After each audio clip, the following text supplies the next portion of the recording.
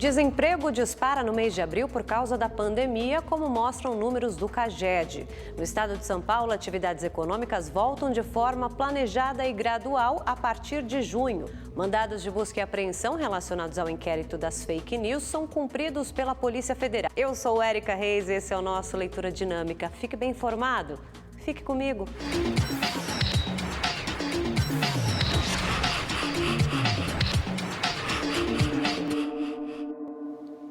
Olá, boa noite. O estado de São Paulo deu detalhes nesta quarta-feira de como será a retomada gradual das atividades econômicas. O início da flexibilização começa no dia 1º de junho. Segundo o governo paulista, 17 regiões vão poder retomar setores desde que tenham capacidade hospitalar e controle da evolução de casos de Covid-19 nos municípios. Os níveis de retomada foram divididos em 5 e separados por cores. Na fase 1, cor vermelha, estão cidades da Grande São Paulo, Baixada Santista e Registro. Essas não terão nenhum tipo de mudança na quarentena, que inclusive foi prorrogada até 15 de junho. O motivo é a alta taxa de ocupação de UTIs e o aumento do número de casos de infectados. A fase 2, laranja, abrange a capital paulista e 10 regiões no interior e litoral norte e prevê retomada com restrições a comércio de rua, shoppings, escritórios, concessionárias e atividades imobiliárias. Outros serviços não essenciais continuarão fechados. Na fase 3, amarela, será possível a reabertura de serviços imobiliários, escritórios e concessionárias, segundo protocolos sanitários. Comércio de rua, shoppings e salões de beleza, além de bares, restaurantes e similares, poderão funcionar com restrições de horário e fluxo de clientes. Por enquanto, nenhuma região do estado entrou nas outras fases, que vão permitir quase todas as atividades e, em seguida, a volta à normalidade com os devidos cuidados de higiene. Os prefeitos serão responsáveis por conduzir e fiscalizar a flexibilização e o cumprimento dos cuidados sanitários e de distanciamento. O estado irá acompanhar o comportamento da doença semanalmente e as regiões só vão poder avançar nas etapas se mantiverem os indicadores de saúde estáveis por 14 dias. Teatros, cinemas e eventos que geram aglomerações permanecem suspensos por tempo indeterminado, assim como a retomada de aulas presenciais. A quarentena em São Paulo, desde o seu início e até o dia 31 de maio, vai salvar 65 mil vidas. Na capital, segundo o prefeito Bruno Covas, a flexibilização não será automática. Nós vamos explicar de que forma, a partir de quando, os setores vão poder apresentar à Prefeitura os seus protocolos, que serão validados pela vigilância sanitária do município, assinados com o prefeito da cidade, para que eles possam retomar a sua atividade econômica. Vamos passar rapidinho agora os números da Covid-19 aqui no Brasil. De acordo com o Ministério da Saúde, mais de 166 mil pessoas estão recuperadas, cerca de 219 mil pacientes permanecem em acompanhamento e são mais de 25.500 mortes até agora. E vamos dar um giro também pelos estados para saber como que está a Covid no país. No Ceará, 280 mil testes rápidos para a detecção do novo coronavírus serão distribuídos para unidades públicas de saúde da capital e do interior. Os exames serão feitos em pacientes e também em profissionais de saúde e de segurança. A Prefeitura de Fortaleza estendeu o lockdown até o final deste mês e antecipou 2 feriados para esta quarta e quinta-feira. Na rede de saúde, cada alta é comemorada. O seu José, de 63 anos, que ficou 8 dias internado, foi homenageado por um técnico de enfermagem que também é músico ao deixar o hospital.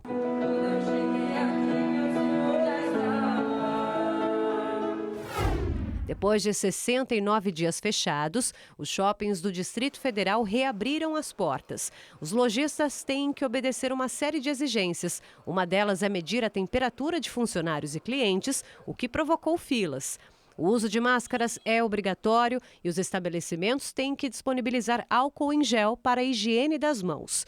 O horário de funcionamento também foi alterado. Agora vai da 1 da tarde às 9 da noite e o fluxo de pessoas deve ser limitado à metade, com controle de acesso na entrada. Nessa unidade do Distrito Federal, o movimento alcançou 40% da capacidade de um dia normal. Bom, e 860 mil postos de trabalho foram fechados no Brasil só em abril. Uma queda aí superior a 50% em relação ao mesmo período do ano passado. É o primeiro resultado que foi divulgado pelo Cadastro Geral de Empregados e Desempregados desde o começo dessas medidas todas de isolamento para conter a Covid-19. E são os piores dados para a geração de emprego desde 1992, quando começou a série histórica do CAGED. O ministro da Educação, Abraham Weintraub, recorreu ao STF contra a decisão do ministro Celso de Mello, que determinou o depoimento dele à Polícia Federal para o próximo dia 4 de junho. A defesa afirma que não foi levado em consideração que Weintraub, como ministro de Estado, tem o direito de escolher o dia e o horário para ser ouvido. O ministro responde a um suposto crime de racismo por causa de uma publicação relacionada à China. Mandados de busca e apreensão relacionados ao inquérito das fake news, conduzidos pelo Supremo Tribunal Federal, foram cumpridos pela Polícia Federal. Os 29 mandados foram expedidos pelo ministro do STF, Alexandre de Moraes, que conduz o inquérito. A ação aconteceu em 5 estados e no Distrito Federal. Entre os alvos estão pessoas próximas ao presidente Jair Bolsonaro, como o ex-deputado federal Roberto Jefferson, a deputada Carla Zambelli, do PSL, e os empresários Edgar Corona e Luciano Hang. O inquérito das fake news no Supremo foi aberto em março do ano passado para apurar a existência de notícias mentirosas, conhecidas como fake news. Em São Paulo, Rodrigo Barbosa Ribeiro e Edson Pires Salomão, assessores parlamentares do deputado estadual Douglas Garcia, do PSL, foram alvos da operação.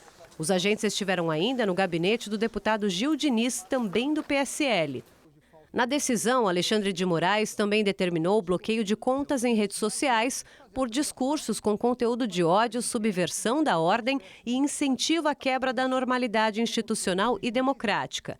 Todos os citados na operação negaram envolvimento nas fake news, entre eles o empresário Luciano Hang. Levaram o meu celular, levaram o meu computador pessoal para ver se eu tinha feito alguma coisa contra o STF. Fake news contra a Corte.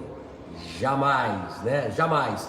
STF, Poder Executivo, Legislativo, são poderes que exercem a sua liberdade de expressão. Então, jamais atentei ou fiz fake news contra o STF.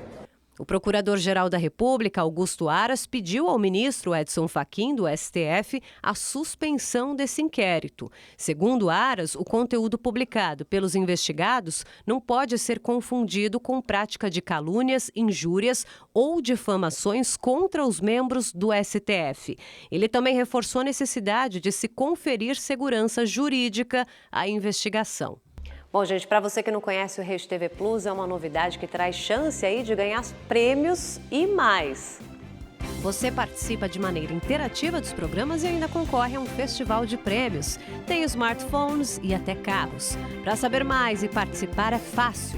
Todas as informações você encontra no site redetvplus.com.br. Anotou? Agora ficou ainda melhor assistir a Rede TV. E o número de inscritos no canal da Rede TV no YouTube atingiu uma marca poderosa, gente. 10 milhões, sucesso conquistado aí pelo trabalho de uma equipe dedicada. Mais que uma emissora de TV, uma fábrica de sonhos. Ai, que delícia! Na maior plataforma de vídeos do mundo, uma conquista de gigante. A Rede TV chega aos 10 milhões de inscritos. Nosso sonho é promover um mundo cada vez melhor para você. Através de um jornalismo independente. Nosso sonho é colocar toda a sua família reunida em volta da mesa, acompanhando a nossa programação. Nós sonhamos em sentir a sua vibração durante nossas transmissões esportivas. Nós sonhamos em te manter sempre informado com muita prestação de serviço. Nós sonhamos em emocionar e inspirar a sua vida em histórias marcantes. Obrigado por estar ao nosso lado todos os dias, na TV da sua casa, no seu celular, na tela do seu computador e onde for. Nós batemos 10 milhões de assinantes no YouTube. Isso nos coloca como a maior emissora de televisão do país dentro do YouTube. Foi muito difícil o caminho para que a gente conseguisse atingir essa meta. Hoje nós batemos essa meta, o que torna o nosso compromisso ainda maior de continuar. Nós conseguimos chegar aqui com muita inovação e ousadia, apostando sempre num diferencial. Hoje nós não nos posicionamos mais como apenas uma emissora de televisão, mas como um grande produtor de conteúdo distribuído em diferentes plataformas, e uma delas é a televisão. E não para por aí. Destaque entre os principais do país e com, em média, 6 bilhões de visualizações. O canal da Rede TV no YouTube foi lançado em 2012. 6 anos depois, se tornou o segundo canal mais visto no exterior, segundo a Social Blade, um famoso site de análises de mídias sociais. Além dos 10 milhões de inscritos no YouTube, a Rede TV ainda conta com quase 10 milhões de seguidores no Facebook, 1 milhão no Instagram e 404 mil no Twitter. Entre os canais brasileiros, a Rede TV ocupa a 14ª posição em visualizações no YouTube Brasil. Todo esse sucesso aqui na Rede TV tem nome e chama Peanuts Content, que administra cerca de 25 milhões de inscritos e seguidores no YouTube e Facebook, com uma audiência de 12 bilhões de views em seus vídeos. Nós estamos à frente, por exemplo, de Anitta, de Whindersson Nunes, enfim, de diversos youtubers famosos, de diversos artistas, produtores de audiovisual, principalmente no caso da música, né? E emissoras, então, nenhuma no mundo, apenas emissoras indianas têm mais inscritos que a Rede TV.